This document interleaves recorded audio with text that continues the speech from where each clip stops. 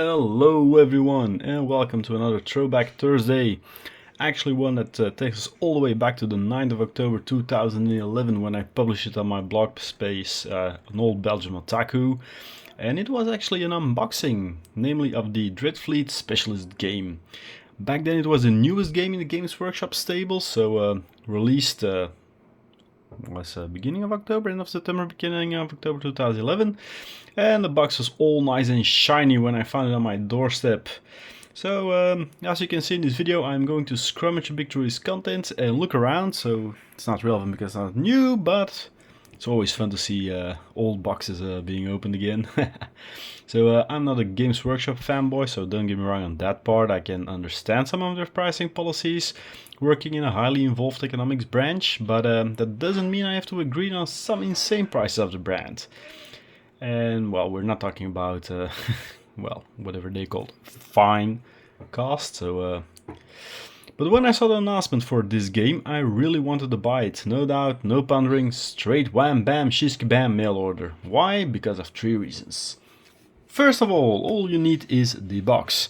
No need to buy many more models to expand forces, no need for upgraded codices and additions each and every so many years. This is a board game through a lavishly wine with some assembly required, and of course if you like to paint, but in essence it's just a simple board game.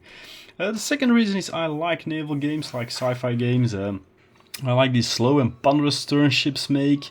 The fact that the game plays in a 2D, meaning that the ship's opposed to, unfortunately, some sci-fi games block line of sight. So that half-sunken hulk can be useful for other than drifting and pot shots. So you can make it an obstacle to save your next ship from a certain zoom. And the third, of course, back then, and even still, because when you look on the second-hand market, it's not that expensive for an old Games Workshop game. But it was great value for money. I even dare say that back then it was that cheap, as it was only 70 British pounds. Of course, we didn't have Brexit and all the added taxes back then, but it was a... 10 high quality sculpted main miniatures in the box, dozens of small miniatures like auxiliaries and monsters, and some terrain pieces.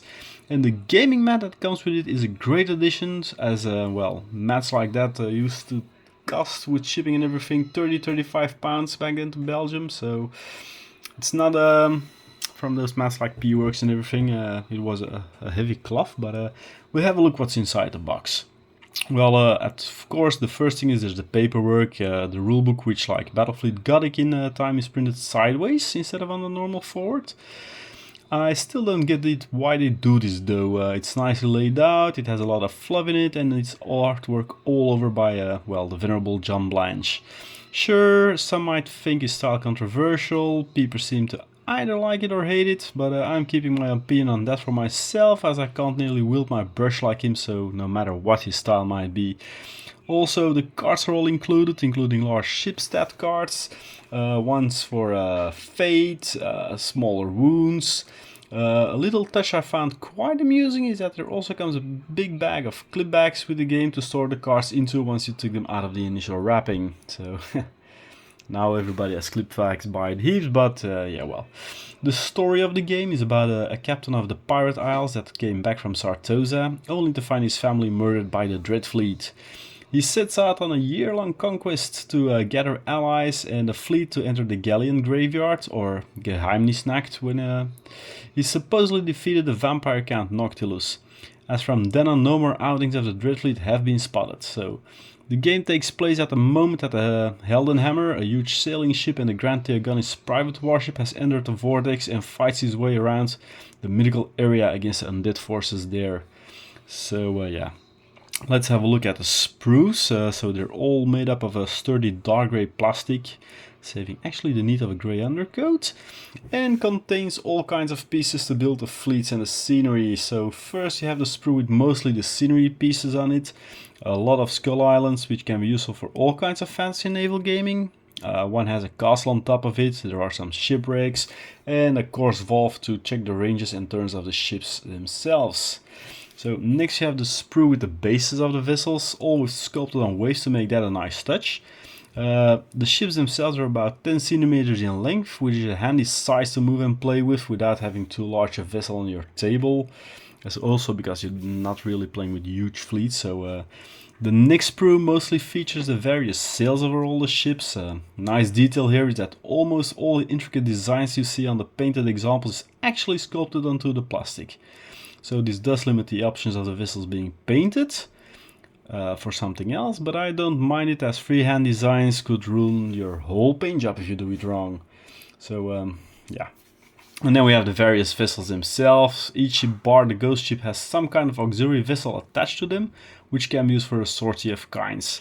Think of them as a heavy fighter vessel carries on board in most science fiction games. So the fleets both have 5 vessels. For the Grand Alliance you have the aforementioned Empire warship, our main hero borrowed from the Empire.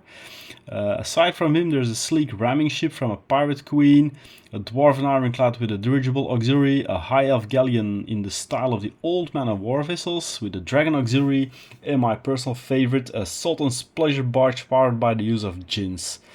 The Dreadfleet consists of a couple together rigs to make the Count's floating monstrous barge, a pyramid vessel from Zandri, which is also nice looking, a living sea creature bristling with rats, which is in my opinion actually the least of the models, a Chaos Dwarf submersible looking like a kraken, anybody saw the movie 20,000 Leagues, and the one Dreadfleet vessel I really love, a flying ghost ship that hovers above the waves. So yeah. It's a nice set of sprues, it's nice variation in vessels actually. So apart from the auxiliary cogs, a sea serpent and a sea giant to make up the numbers of the models in the box. So as I said, surely not too shabby for the value. But the final thing you find in the box is the absolute winner for me, the mat. I expected some sort of felt mat like you have for so many sci-fi outings, but instead I found a heavy material, feels like a silky blue mat about the size of an average kitchen table, making it useful for in-house play.